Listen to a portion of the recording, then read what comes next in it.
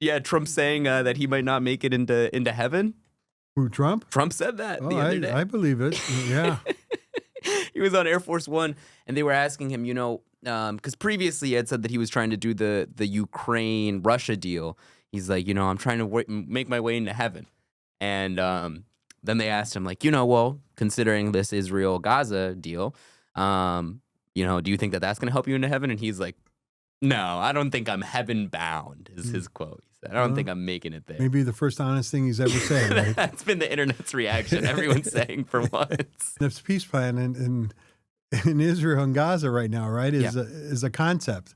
Nobody even knows what's in the documents that they signed the other day. Yeah, and again, even from what's coming out of those documents, it doesn't seem like much of a peace plan. It seems like Israel's going to get to keep 60% of control of the territory, and that Trump is just doing a parade, going around and doing deals. I don't know if you've seen some of the hot mics that have come out, but he's like doing deals with other countries while he's there. There was this guy that was talking about trying to build some real estate development for his country, and Trump told him, like, oh, don't, you have a terrible piece of land, like, don't worry about it, let us hook you up, like, we're gonna give you a better deal. And it's like, that's not, Jimmy Carter sold his peanut farm to get rid of the appearance of potential corruption. Donald Trump's just wearing it on his chest at this point. Oh yeah, he doesn't care, right? And he doesn't even think about it, right? He has no concept of what ethics are, or even what right is. That's just all about what's going to benefit me, right? Yeah. And even the audacity, I think right now, they're talking about, like, it's peace in the Middle East and everything's okay, but we're already seeing it. We're like 2 days in, and Israel's already claiming Hamas has broken the agreement. There's no sign, there's no sign of Hamas like disarming. No, yeah. So there's no peace yet, right? We are a long way from that, right? And I am so happy, and I know people all over the world are happy that, right, that, the hostages have been freed. They're still waiting for those that have been deceased to kind of be brought home. But, to claim like world peace and like peace in the Middle East, we're still a long way from that. Yeah, no, and the funniest thing about it, again, obviously hostages on both sides being free, and Israel claiming that Hamas already broke the peace agreement, and then reports are coming out Israel isn't abiding by certain aspects of the peace agreement. It seems like both sides, it's going back to exactly what we thought it was going to be, which is Donald Trump didn't actually broker a peace agreement. This is largely theatrical. It was funny because when he was signing the document, you hear I was listening to the audio of it, and you hear him sign the paper, and he goes, "We waited 3,000 years for this to happen." Yeah, I mean, yeah. From so many angles, is that just like not correct, not accurate? But like on top of that, it's like you don't know what nothing happened. Like this isn't some end to the solution. It was from every side, regardless of whether you like the deal or not. It was phase one. This was phase one of the agreement. And look, I'll give him credit where credit is due, right? He put this forth, and he got the two sides to come to agree to release the hostages and stuff. And there was an exchange that happened. We're still waiting for the deceased, hostages to be returned too, right? I'll give him credit for helping to broker that part of it, right? But again, there's still a long way to go before we get to the point to what we're at, where what he is claiming happened, right? Yeah. There's not peace in the Middle East yet.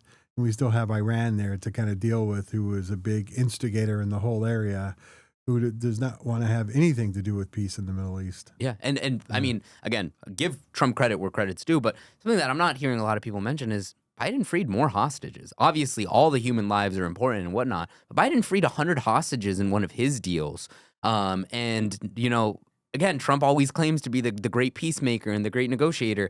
He had already apparently, done this theatrics once earlier in the administration when he said that they had reached a ceasefire agreement. Yeah. That ceasefire agreement fell through. As you're saying, it's highly likely that this ceasefire agreement, hopefully it doesn't, right? Hopefully it stays through and we can achieve some long-lasting peace. Like I always say, the president of the United States, I'm always wishing the best for and wishing them to be successful. But it looks like it's not going to. But there's so much more that needs to be done, right, that we don't even know. And they're talking about like they're going to have a coalition of ruling, but nobody knows who that's going to be or what role is going to play in there. But now he's talking about sending U.S. troops in there. Yeah. which would get messy, which Yeah. could get very messy. Hell yeah, it's going to get messy if that happens, and that should never happen, right? That is not our war or our battle to fight, right? And that's one of the reasons, like I've said, right? It's why do people always ask, well, why do we give Israel this, right? It's so the fact that it's give them the things so that they can defend themselves, so we don't have to go in there and do it for them, right? And we don't want to be sending our troops in there to do that. And it will get messy if that happens, if we start sending thousands of U.S. personnel in there. Yeah, right now I think he wants to send 200 troops to like monitor the situation or whatnot. But again, obviously it's not even like if they're in combat. It's if something happens while they're over there, if for whatever reason something happens to one of our troops, that's an escalation of a situation. It is, right? And I think, right, anytime, look, it's far from a peaceful situation over there.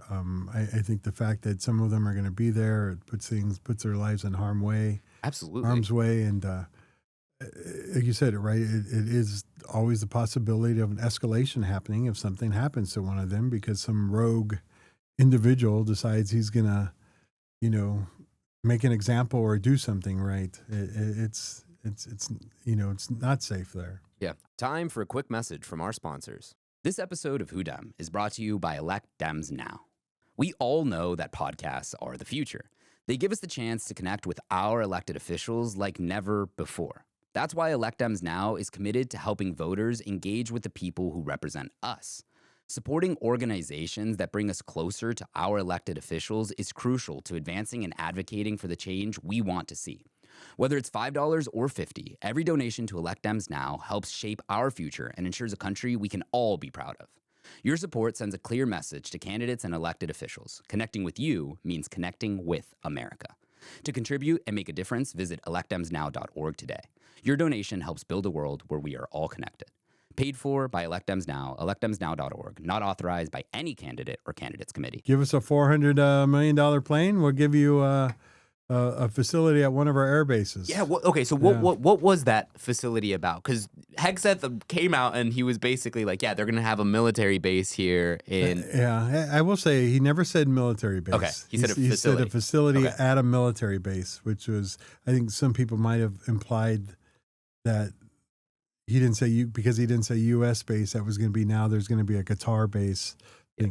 To the layperson, the way he said it, it sounded like. And again, I will say it's not uncommon, right? So we don't do it a lot, but we do this for Germany, right? Germany has a facility at an Air Force base in New Mexico, where they send a lot of pilots here that train, and so because of that, they have this facility here that does that, right? And we train, but. I mean, that's a special situation, right? But we don't do that for everybody, right? We don't do that for Italy. We don't do it for Singapore. I haven't done it for Ukraine. We train, Yeah, we haven't done it for Ukraine, which is saying something. Well, we train lots of pilots, right? Sure. That are all from foreign countries, right? Pretty much if you're buying some of our aircraft, that you're going to get training on how to fly that type of aircraft. So, our NATO allies, they all do that, right? But not everybody has a facility here in the U.S. that they can kind of like call their own. Yeah. Right. Even though it's on a U.S. base. I don't know why Qatar wants that. I don't really understand their thinking, why they kind of want to do this. I mean, there's been an ongoing relationship, and I say it was even in the Biden administration too, right? It's not like this is new. We have one of our largest bases is in Qatar. There's a large base there that we have, a U.S. military base. But I don't know. I think it's just part of them trying to, for whatever reason.